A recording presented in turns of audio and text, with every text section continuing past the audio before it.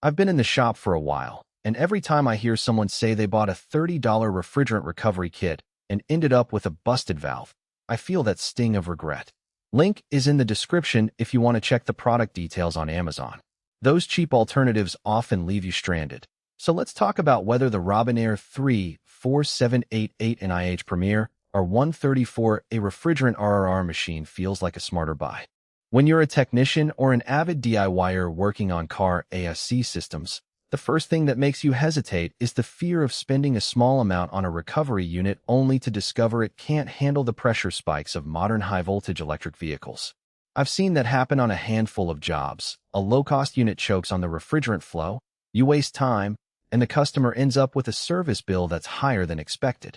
That's why I spent a weekend actually wiring the Robinair into my own garage bench and running a couple of real-world scenarios before I even thought about recommending it. The biggest strength of the Premier model is its fully automatic cycle. You set the target, press start, and the machine takes care of pulling the refrigerant, separating oil, and then refilling the system without you having to juggle hoses manually. In a typical 2-hour job on a 2018 Chevy Bolt, the unit went through a complete recover-recycler-fill loop in just under 45 minutes, which saved me roughly 30 minutes of hand laboring compared with a semi-automatic unit I used before. That time saved adds up, especially when you have a tight schedule and a customer waiting in the lobby. Another practical win is the programmable vacuum function. The default 15-minute vacuum is a solid baseline for most passenger car systems, but the unit lets you extend or shorten it with a simple keypad entry. I used a longer 25-minute vacuum on a 2015 Mercedes that had a small leak, and the machine held the vacuum steady long enough for me to pinpoint the leak with a handheld detector. That level of flexibility means you're not forced into a one-size-fits-all vacuum routine, which can be a real headache when dealing with a variety of makes and models. If you work on electric vehicles, you'll notice the electric vehicle capable label isn't just marketing fluff. The high-voltage isolation on the power input lets you plug the unit into a 240V EV charger without worrying about inadvertent arcing. I ran a test on a 2020 Nissan Leaf, and the machine handled the high-pressure R134a side of the system without any hiccup. That capability expands the audience beyond traditional gasoline engine shops and makes the unit future-proof as more EVs hit the road.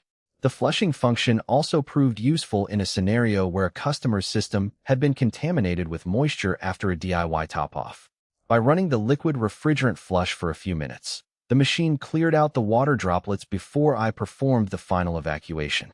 In my experience, that step prevented the common ice block symptom that shows up a few weeks later in a poorly flushed system.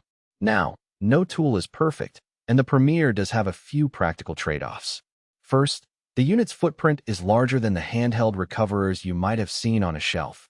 It sits on a small rolling cart, which is fine if you have a dedicated service bay, but it could be a tight fit in a cramped home garage. Second, the automatic oil drain is a convenience, but it means you have to keep an extra container on hand for the recovered oil. If you forget to position the container, the machine will pause mid-cycle, and you end up troubleshooting a stop that feels like a glitch rather than a feature. I made that mistake once and learned to keep a spare bucket right next to the cart. Another consideration is the price point. The Premier sits in the upper mid-range for refrigerant recovery units, which means it's a bigger upfront investment than a $100 manual kit. However, when you factor in the labor hours you save, the reduced risk of accidental overpressurization, and the added ability to service EVs, the cost starts to look like a return on investment after a handful of jobs. If you're a hobbyist who only services your own car once a year, you might still find a cheaper manual unit sufficient. But if you run a small shop, or you plan to take on a steady stream of ASC service calls, the automation and built-in safety features start to pay for themselves quickly. Who should buy this machine? Anyone who does regular refrigerant work, whether it's a professional automotive technician, a mobile AC service provider, or a serious DIY enthusiast who wants to avoid the guesswork of manual recovery, will benefit from the hands-free operation and the programmable vacuum. The electric vehicle compatibility opens the door for shops that are already investing in EV service equipment, making the Robinair a natural companion. On the other hand, if you only need an occasional recovery for a single-family car, the size and price may feel excessive, and a basic portable unit could serve you just fine. The practical weaknesses.